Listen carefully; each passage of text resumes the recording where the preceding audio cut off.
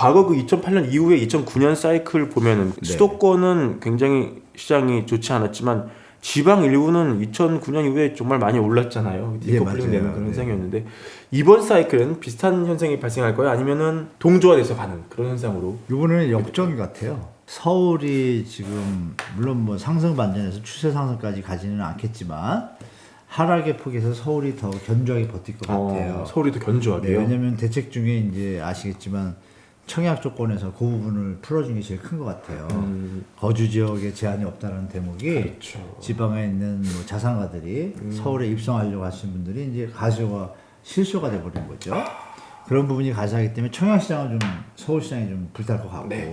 근데 그럼 그 얘기 뭐냐면 지방시장을 안 오고 그분들이 서울시장 온다는 얘기는 수요가 그만큼 이전되니까 네. 지방시장은 수요가 더 줄잖아요. 그래서 이제 지방시장에 이제 특히 6대 광역시 같은 곳들에 뛰어난 입지인데 저렴한 분양가가 아니다. 고분양가다 이러면 제가 볼 때는 둘 중에 하나인 것 같아요. 반패 아니면 참패. 근데 이제 서울에서도 증명됐지만 서울이 이번 2월까지 3월 초까지 분양된 게 4군데 현장으로 제가 알고 있는데요. 그 중에 3군데 뭐 휘경자이하고 양평자이 완판이 됐어요. 그 하나는 반패 정도. 거기는 이제 미분양이 났단 말이에요. 네. 근데 보도에는 많이 안 나왔죠. 물론 이제 분양가의 문제인 거죠. 그러니까 결론은 뭐냐면 그 4개가 됐는데 3개는 완판, 하나는 반패. 반패. 그 들여다 보니까 분양가더라고요. 분양가더라. 답이 키워드가. 그래서 3군데는 기존 시세가 어느 정도 지금 서울도 많이 좀 빠진 곳들이에요. 빠졌는데 기존 시세보다 저렴하게 분양을 했어요. 또 1억 정도 낮춰서. 그러니까 당연히 수요자 입장에서 더 떨어져도 더 낮아진 비용랑 똑같고. 네. 그래서 신축이란 메리트가 있으니까 아 됐다 이 정도면 내가 5% 비싸게 사더라도 머리 아프니 들어가겠다. 거기다 중도금 대출까지 해주니 그렇죠. 운 좋으면 주택가격이 상승하면 팔 수도 있게 정부가 판을 깔아줬으니 여러 가지 대체 선택지가 많아졌잖아요. 그러니까 이제 가수요가 생기니까 완판이 되는 것이고 비싼 거는 어때요? 이거 이제 선택지가 많지만 만약에 더 떨어질 가능성이 있기 때문에 높은 걸 샀다가는 완전히 이거 역전돼서 이건 빠져나오지 못하는 상황이 돼버리니까 그거는 이제 외면을 받는 거예요. 그래서 앞으로 이제 4월 달에 분양 물량이 좀 많이 나오는데 그 성적이 어떻게 나올지 여러분들이 좀 보시면 제가 볼 때 현장들이 지방하고 서울하고도 양극화되지만 네. 서울은 서울대로 지방은 지방대로 분양가로 양극화가 될 것 같아요. 분양가가 저렴한데 완판 분양가가 뭐 좀 더 받아보려고 껴 뭐 이렇게 맞춘 데는 순간으로 그냥 사람들이 외면할 수도 있잖아요. 그렇죠. 완전히 갈릴 것 같습니다. 시장이. 알겠습니다. 이 지난 이 부동산 거품 시기에 돌아보니 네. 참 큰 거품이었네요. 그 누군가는 이제 최고점에 사신 분도 계시지 않습니까? 이분들은 뭐 지금 마음고생을 계시죠. 네. 뭐 이루 말할 수 없을 정도로 하고 계실 텐데 네. 어떻습니까? 이분들이 산 가격까지 다시 주택 가격이 오르는 날이 올 수 있습니까? 아니면은 오긴 이분들은 오죠. 오긴 옵니까? 한 20년 뒤에 올 것 같습니다. 암만 통화량 증대나 경제 상황이나 이런 걸 제가 아는 짧은 지식으로 다 대입을 해봐도 오를 가능성은 소득이 받쳐진지 대출 시스템이 받쳐줘야 되는데 전 국제적으로 바젤3가 작동되고 있고 DSR은 한정이 있고 네. 지금도 우여곡절 끝에 특례라는 걸 붙여가지고 우회적인 방법으로 약간 DSR을 좀 소득이 안 돼도 회피했죠. 지금 투입을 해주고 있는데 이 부분들이 계속 유지할 수 있을까 계산해보면 그 40조도 아시겠지만 국채금리를 기준해가지고 MBS를 발행해서 하는 형태이기 때문에 주택금융사가 뭐 돈을 벌려고 하는 개념이 아니라 그쵸. 투자자와 이 개념에서 이제 연결시키는 개념인데 여기서 뭐 금리가 역전되는 일이 벌어지고 이러면 또 그 MBS가 문제가 생기잖아요. 그렇죠. 투자자하고. 그런 문제도 막 도사리다 보니까 제가 볼 때는 계속 더 받치기는 좀 역부족이라고 보는 거예요. 돈으로. 그럼 대출을 그렇다고 풀을 수도 없고 사람들이 집을 살 수 없는 수준의 주택가격이 됐다라면 결론은 나왔잖아요. 소득이 막 늘어나든지 경제성장이 좋아서 그렇죠. 아니면 주택가격이 이분들이 살 수 있는 수준까지 내려오는 수밖에 없잖아요. 네. 그럼 그 시장의 경합시가장이 벌어질 텐데 그게 1, 2년에 끝날 것 같지가 않은 거예요. 제가 보니까.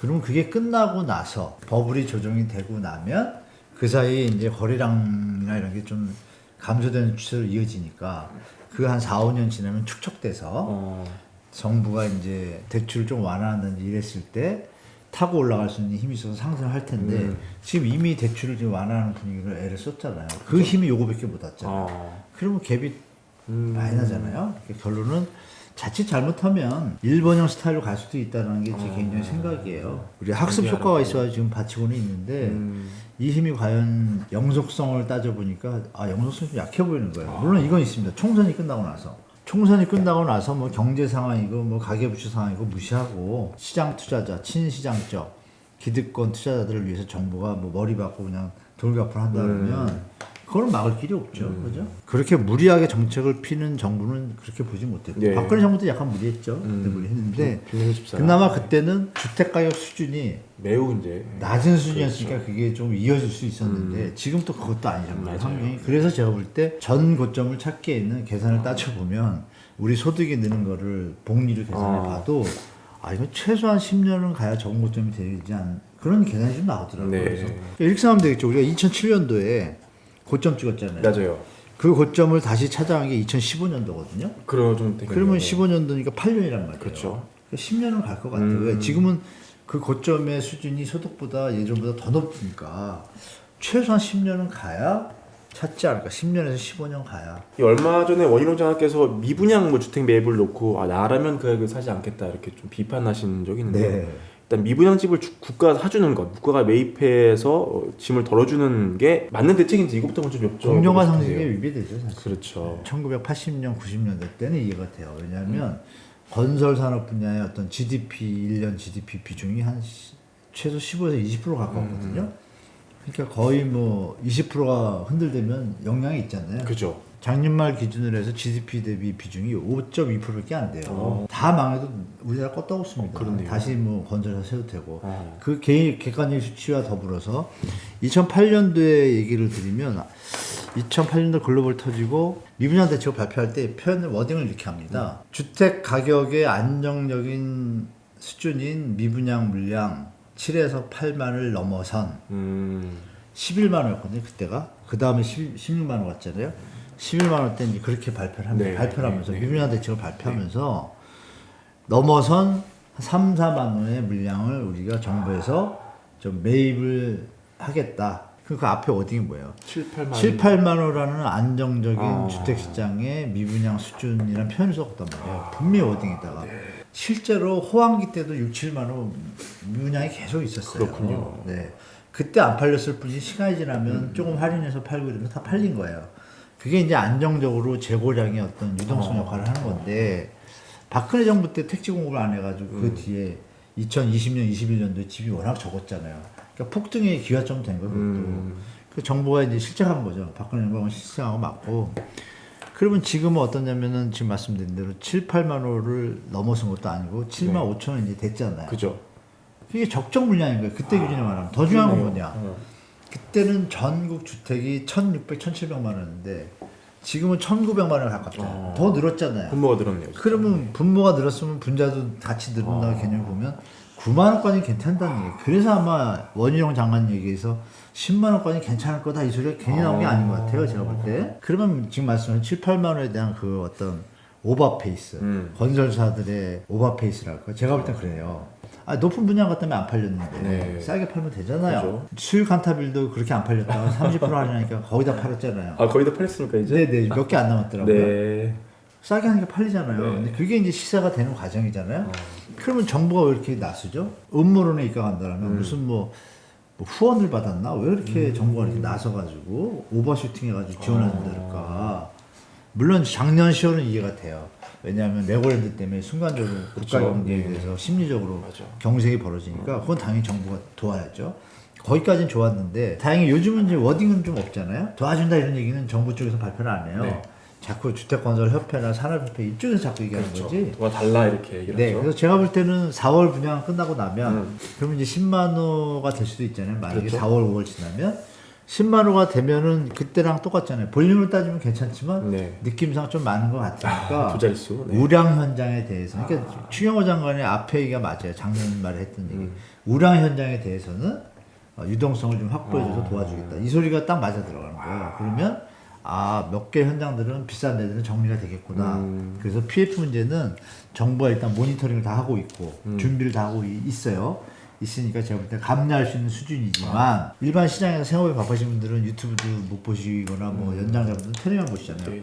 그분들은 갑자기 뭐 은행 쬐끔한 거 무너졌다 그러면 겁나가지고 활동이 멈추잖아요. 네, 네, 경제 네. 활동이. 그렇죠. 그러면 당연히 수요 감소 효과는 분명히 있는 거죠. 그런 현상들이 가을, 겨울 가면서 미분양하고 맞물려서 PF 현상하고 이어진 조그만 지뢰들이 조금 정리가 되지 않을까. 그걸로 인해서 이제 그래서 올해 연말까지 보시는 게 좋겠다. 그래서 PF는 작은 지뢰들이 좀 밑에 있다. 그래서 올해 전에 좀 뭐가 나올 것 같다. 마음의 준비를 하고 다행히 우리가 스터디가 많이 되어 있으니까 충분히 뭐 감내할 수 있는 수준이라고 말씀드리겠습니다. 좀 교수님 말씀 들어보니까 이 아무 일도 벌어지지 않고 올해를 넘어가기는 쉽지가 않겠습니다.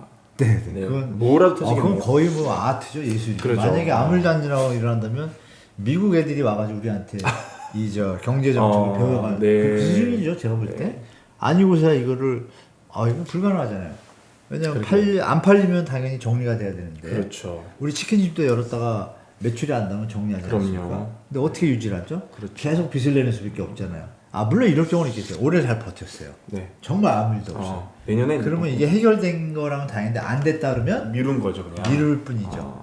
나중에 뭐 올해 내년이나 만세 후년에 만세. 만세할 수도 있겠죠. 만약에 최악의 경우에 이제 미분양이 10만 원 넘어서 매입을 하는 일이 오더라도 기준은 좀 갖고 있어야 될 것 같아요. 당연하죠. 네. 어느 정도로 우리가 설정하면 아까 말씀드린 2008년도에도 발표할 때도 먼저 구조조정하라고 했습니다. 그게 뭐냐면 먼저 싸게 구조조정. 팔아라. 네네. 팔고 그렇게 했는데도 안 됐어요. 그러면 그건 좀 안타깝잖아요. 네. 근데 우량 현장이에요. 이게 지금 경제 상황이 안 좋아서 안 팔렸을 뿐이지 좋아지면 팔릴 수 있다고 보이는 거예요. 그런 건 제가 봐도 도와줄 수 있잖아요. 네. 일시적인 어떤 유동성 경색으로 벌어진 거니까. 그렇죠. 근데 다른 현장들 일시적인 유동성이 아니라 워낙 비싸게 팔리는 게 안 팔리는 거예요. 그럼 그거는 문제가 있으니까 정리가 돼야 되잖아요. 재고하든지 뭐 땡 처리하든지. 그죠. 그러니까 안 하는 데는 어떻게 하면 망해야지 알아서 나도. 그러니까 제가 볼 때는 이 미분양의 매입에 대해서 가이드를 정해야 되는데 그 당시는 정확했습니다. 구조정을 해라. 그러니까 70%안 될 때면 50에서 70%의 우리가 환매 조건부로 매입해 주겠다. 그럼 그동안 버틸 수가 있잖아요. 예. 원가니까. 그렇죠. 원가를 버티고 조금 손해가 나더라도 부도는 안 나잖아요. 그럼 가다가 말씀드린 경제가 2, 3년 뒤에 좋아진다 하면 싸게 팔아서 팔리면 원가는 다 회복이 되잖아요. 그죠. 그럼 회사 안 망하고 재생의 기회가 되니까 그거는 국가 경제에도 도움이 되죠. 근데 그 기준이 50%에서 70%란 말입니다. 그러면 이제 올해도 대한민국도 그렇게 같이 정해야겠죠. 그래서 근데 그 가이드에 대해서 지금 아무 얘기도 한 번도 없어요. 정부가. 그래서 혹시 나라의 세금을 건설사한테 바치는 꼴이 되지 않냐는 비판이 지금 많이 나오잖아요. 그러니까 정부가 이 부분만 좀 명확하게 해서 그건 국민 누구나 이해할 수 있을 것 같아요. 원가가 50에서 70%는 다 들어갔을 거 아니에요. 네. 그거에 매입한다. 그거는 이해가 되지만 갑자기 80%에 매입한다. 이러면 뭐야 우리 세금 갖고 뭐 하는 거야. 결정적인 국민들의 비판을 받을 수밖에 없겠죠. 그래서 가이드만 명확하게 해주면 제가 볼 때는 큰 문제 없이 넘어갈 수 있다고 봅니다. 정부도 가이드를 명확하게 주고 네. 건설사도 거기에 충분히 협조를 한다라면 수익에만 쫓지 말고 그러면 분명히 우리가 다시 한번 정상적인 도약할 기회가 오지 않을까 저는 그렇게 보고 있습니다. 지금부터는 좀 어떻게 행동 요령을 해라 가이드 말씀 하나 듣는 걸로 오늘 인터뷰 좀 마무리하려고 하는데요. 네네. 딱 한 예만 제하고는 올해까지는 좀 기다리셨으면 좋겠어요. 올해만? 네, 파도가 많이 치고 있잖아요. 네. 많이 치고 있고 올라갈 가능성도 있지만 내려갈 가능성이 더 많다는 건 부인할 수 없을 겁니다. 다들 왜 네. 모든 왜 해외 어떤 리스크나 그렇죠. 국내 리스크가 정리가 안 됐잖아요. 터지면 다시 한번 내려갈 가능성이 높지 않습니까? 그럼 우리가 합리적으로 보수적으로 대처하는 게 제일 맞는 거고요. 추가적으로 매수하는 건 좀 빠른 것 같아요. 제가 볼 때. 근데 거기에 정부가 대출이라는 제도를 통해 가지고 지금 어떻게 보면 이제 나쁘게 얘기하면 제2의 영끌을 양산할 수도 있는데 만약 집값이 더 내려가면 어떻게 될까요? 그분들도 영끌인 거예요. 그럼요. 그렇죠. 그 부분은 파월 장관처럼 좀 젊은이들이 스스로 선택하게 돼야 되는데 정부가 좀 물론 경착륙을 막기 위한 그 명분은 이해가 되는데 좀 과도하면 안 되겠죠. 일설에 뭐 또 40조 또 뭐 특례보험자리 끝나면 또 공급한다 이런 게 나오는데 지금 국민 세금을 그렇게 막 쓰는 나라가 아니거든요. 그래서 그런 거 너무 띄우지 말고 그래서 여러분들한테 드릴 말씀은 자 올해는 변동성이 많고 파도가 치잖아요. 그럼 우리가 상식적으로 파도가 칠 때 배를 띄우면 용감하다 그러나요? 바보라 그러나요? 바보라 그러겠죠. 죽을 수도 있는데 바보에 가깝잖아요. 그럼 파도가 그치고 배를 띄우면 좋잖아요. 네. 파도가 좀 치는데 나는 이 파도를 견딜 만한 자산이 있어. 집을 살 수 있는 능력이 돼. 예. 그런데 파도가 높이 치다가 지금 주택가격이 조금 내려왔잖아요. 좀 내려와서 아 내가 조금 비싼 것 같지만 이거의 편익보다 아 내가 가야 하면 거기 뭐 금이 있든지 뭐 행복이 있다 그러면 갈 수 있잖아요. 먼저 타는 게 중요하다. 네, 이러면은. 그런 분들은 자산이 충분하고 내가 이 정도는 감내하고 간다. 5% 비싸도. 그러면 그 뒤에 뭐가 있어요? 자식들과 평화도 있고 일에만 매진할 수 있잖아요. 그렇죠. 그럼 일의 효율성이 올라갈 수도 있고 그런 분들은 사셔도 크게 무리 없다고 봅니다. 지금 어느 정도 다 지금 다시 반등을 했지만 그래도 예전에 비하면 많이 내려왔잖아요. 그렇죠. 그 부분에서 뭐 1년 사이에 또 자산이 뭐 갑자기 뿌신 분도 있을 거고 이런 분들은 사셔도 자기가 감당할 수 있으니까 문제가 없고 결론적으로 자기 소득의 35%가 주택 원리금 상한을 넘어서는 경우는 빼고 나머지는 하실 수 있으면 하시되 충분히 조정됐으면 과감히 가시는데 이왕이면 가을 겨울까지 파도가 좀 그친 다음에 가셔도 큰 차이는 없을 것 같으니까 대처하시면 제가 볼 때 뭐 큰 실패할 일은 없으실 거고 뭐 합리적인 자산 관리가 될 거라고 좀 말씀드리겠습니다. 알겠습니다. 네, 교수님 지금 그 매경 부동산 사업단 자문위원으로 지금 활동하고 계시잖아요. 아, 네, 저 활동 계획이랑 어떤 사업을 하고 계신지도 궁금한데요. 아, 네. 매경 부동산 사업단이 이제 여러 가지 부동산 자산 관리나 시장 예측 이런 것들을 같이 연구하고 하기도 하고 사업 준비도 하고 그러는데요. 뭐 세미나 같은 것도 이제 집안에서 열고 그러는데 그럴 때 이제 좀 강연도 해드리고 또 제가 자문 내용 이제 뭐 어떤 뭐 시장 상황 예측이라든지 이런 것들이 이제 또그 사업단에 관계된 멤버들한테 도움이 되니까 뭐 그런 활동에 이제 좀 참여하고 있습니다. 자문위원으로. 네. 자, 오늘 교수님 모시고 정말 좋은 얘기 많이 나눠봤고요. 늘 오실 때마다 인사이트 있는 얘기 많이 해서 정말 감사한 마음입니다. 시청자분들도 댓글로 굉장히 좀 감사하다는 마음을 많이 표현하고 있거든요. 제가 감사합니다. 네. 대표님 정말 감사드리고 늘 바쁘신 우리 교수님이지만 다음 기회에 또 한 번 더 모셔가지고 좋은 얘기 들어보도록 하겠습니다. 나와주셔서 감사합니다. 네, 고맙습니다.